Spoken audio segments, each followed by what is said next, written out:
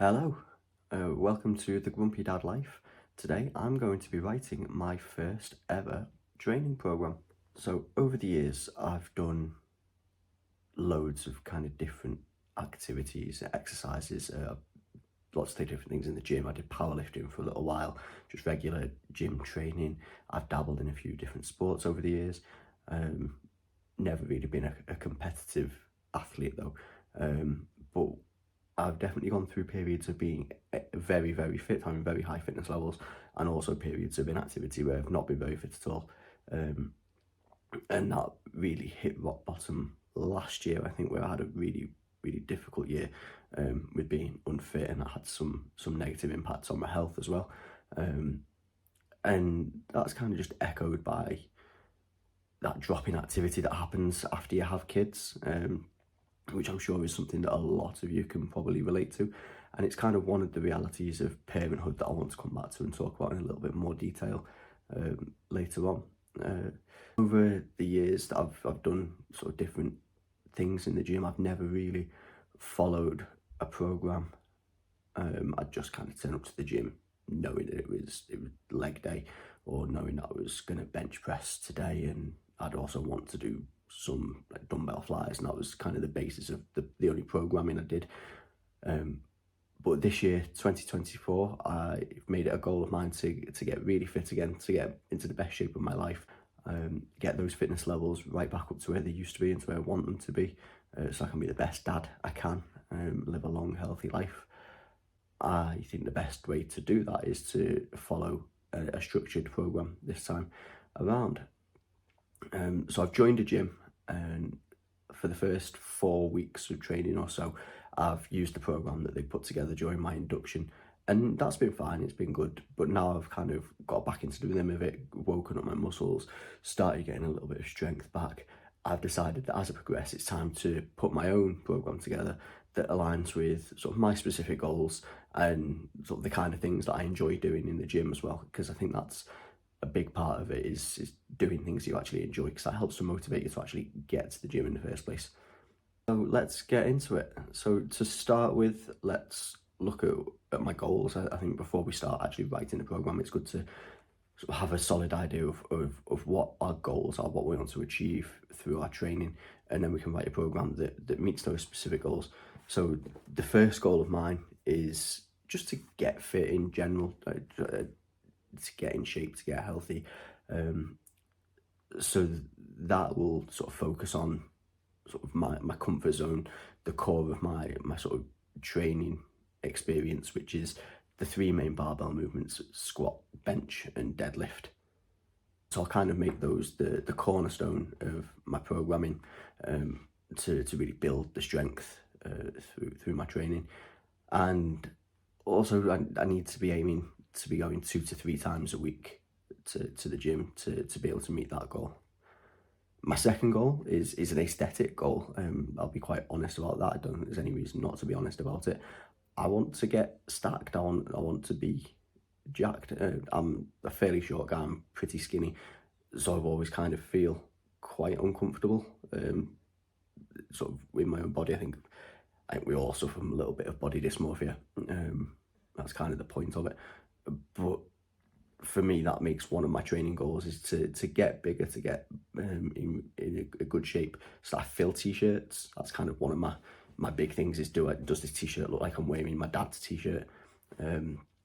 So I'll be building exercises into my program that focus on hypertrophy of the arms, of the back, particularly my lats, and my chest as well.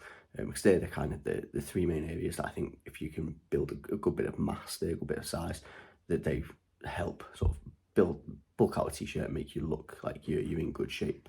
The next two aren't necessarily goals as much as criteria of my programming. So firstly, it can't be too complex. I've got a full-time job, I've got a family, I've got 2 kids, so my time is pretty limited.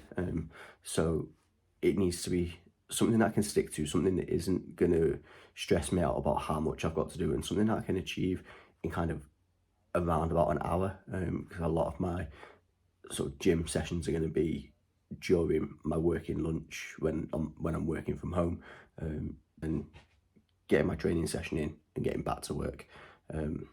And each of those sessions is probably going to comprise of about 4 to 5 exercises each.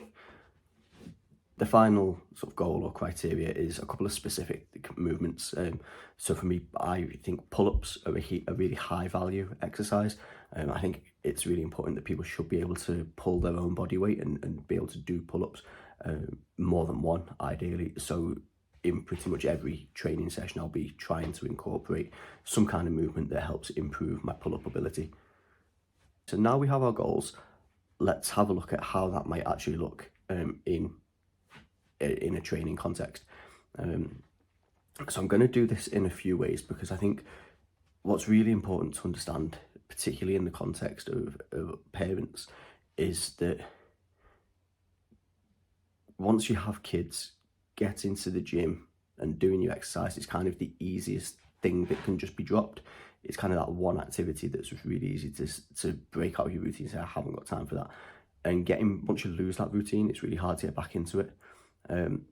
So I think it's really important not to put too much pressure on yourself when you're getting back into that routine. So for that reason, I want to build in a few fail-safes into my program just to take that pressure off. So yes, I might be planning 3 days a week. That's how many times I want to go to a gym. But if I hit a week where I'm not going to get there 3 times, I don't want that to be a source of stress. I don't want to be under pressure thinking, right, well, what am I going to do how am I going to fit my 3 days worth of work into 2 days? How am I going to do all this activity in 1 day? So I want to sort of make 3 different programs: a 3-day split, a 2-day split, and a 1-day split, to kind of take that pressure off. So if I'm looking at my schedule on a Sunday night with my wife and working out what days I can go to the gym, and oh, actually this next week I'm only going to get there twice, well, that's okay. I've got a program for 2 days a week that still hits all the exercises, meets all the goals that I want to meet, and I can just take that pressure off myself and not have to worry and feel bad about not getting to the gym as many times as I wanted to. I'm still getting it, I'm still getting the work done, and I'm still going to be following a structure. So here we go. Let's have a look at how this might look. So we'll start with our ideal. So getting to the gym 3 times a week. So on day 1, we might have a bench press, which will be our main barbell movement for building strength. Next, we'll do some preacher curls, and that'll be our arm work, followed by some barbell rows, and we'll probably do a supinated or underhand grip to really activate the lats for that movement. And then I'd throw in some dumbbell side raises as well onto this day. The bench and the rows have hit my shoulders quite well, but the side delts haven't really had a great hit. So the dumbbell raises are just to give an overall sort of shoulder workout. And we'll finish it up with some lunges, so that then we've had a sort of a full body workout. The legs don't get missed out on that day. Day 2, our main barbell movement is a deadlift. For our arms, we'll follow that up with a preacher hammer curl this time. Then we've got a cable row. We'll do that with a focus on really activating the lats as we do that. And an incline bench press to hit our chest, so we're still getting some more volume in the chest throughout the week.